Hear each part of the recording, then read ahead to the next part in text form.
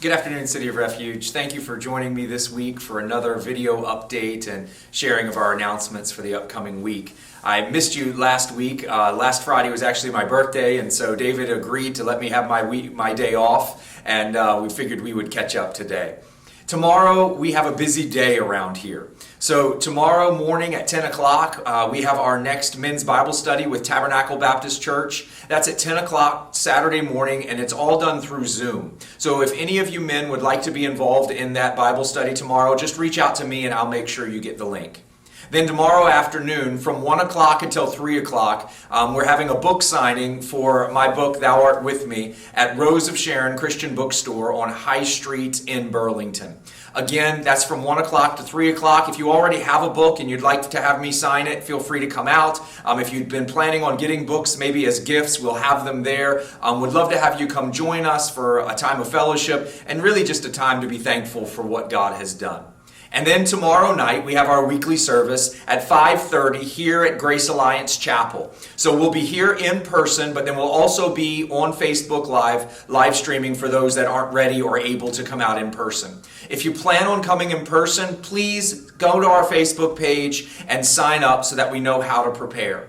I'm excited for tomorrow night's service because our youth pastor, Amanda Mackey, will be preaching. It's been far too long since Amanda has preached for us because of schedule and COVID and all of those things. It's been a while since she's preached on Saturday or Sunday, as it used to be, even though she preaches on Thursday night at youth group. So I am excited to hear what God's been stirring in her heart. Please come out, not just to support Amanda, but also come out to hear what God is saying and what God is doing. Every time she speaks, God speaks through her. And I am confident that tomorrow will be no different, that we will get to hear from the heart of God through his servant, Amanda.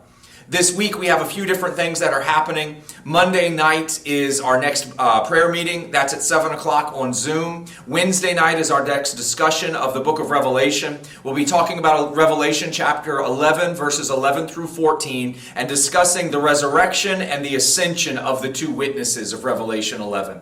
That's also done through Zoom. So if you want to be a part of the prayer meeting or the Zoom or the Revelation discussion, just make sure we have your email address, and we will send you the link during the day. So Monday, you'll get a link for prayer meeting, and then Wednesday, you will get a link for the Zoom discussion. And then next Friday night, December 11th, we're having a combined women's meeting with the women of City of Refuge and the women of Grace Alliance Fellowship right here at Grace. And that's at 6 o'clock next Friday night. Now, this is a really great event that is not only going to be done in person, but it's going to be done through Zoom as well. So if you're able to come, please sign up through Grace. And if you're not able to come in person, but you want to take part, also go to the Grace website and the Grace Facebook page, and there will be a link and all the information you need there so that you can take part in Zoom. I'm really looking forward to what God's going to do for the ladies during that time. It should be fun. God will be speaking through his word. There'll be a time of worship. Ladies, I really would encourage you. Come out, take part on Zoom. If you need any more information, you can go to our Facebook page or you can see Melissa for that.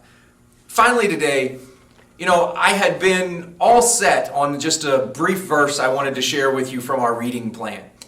But then I stumbled upon something that I go back to every year near the beginning of December. And that's Psalm chapter 49, verse 8, where the first half of the verse says this: "For the redemption of their souls is costly."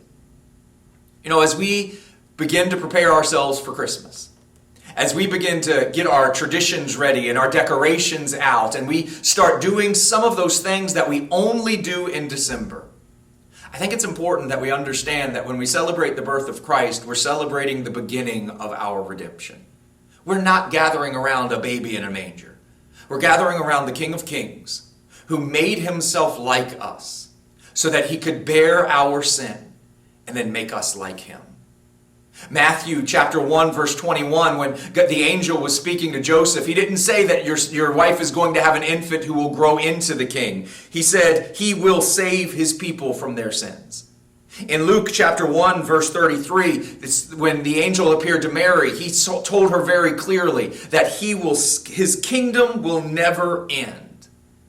I think it's important that we as the body of Christ don't allow ourselves to miss what we're celebrating. We're celebrating God becoming a man.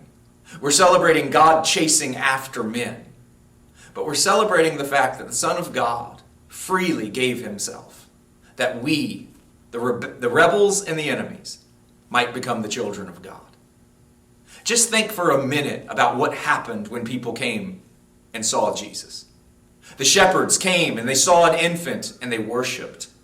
Mary sat holding this child she had born and she pondered.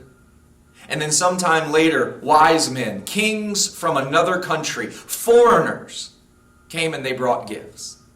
This isn't how you treat the birth of a child. It's how you treat the coming of the King. And so I want us as families, as the body of Christ, I want us to remember that as we celebrate this year, we're not just joining with everybody else. We are bowing to the King. And so I would encourage you, make sure your traditions are worthy of the King. Make sure your gatherings and your conversations are worthy of the King. Make sure that the gifts that you give to one another are given because the King has come. Because here's this incredible reality. Christmas changed everything. The birth of Christ changed eternity. Let's make sure that as the people of God, that we celebrate Christmas by being changed. Not by being like the world around us, but by being like the Spirit who dwells in us and the one who gave his life and then rose from the dead for us. I know it doesn't sound like a Christmas verse, but I'll take us back again to 2 Corinthians chapter 5, where we are told very clearly that one died for all, and he died that those who live would live no longer for themselves, but they would live for him who lived and who died.